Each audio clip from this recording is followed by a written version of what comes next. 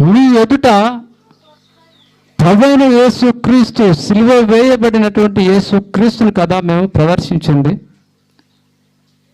ప్రభువైన యేసుక్రీస్తుని కదా మేము ప్రదర్శించింది. ఆయన సిలువ వేయబడ్డాడు, ఆయన రక్తాన్ని కార్చాడు. ఎందుకోసం రక్తాన్ని కార్చాడు? ఎందుకోసము సిలువ వేయబడ్డాడు? మనలను నీతిమంతులుగా మార్చడానికి ఆయన శాపగ్రస్తుడయ్యాడు.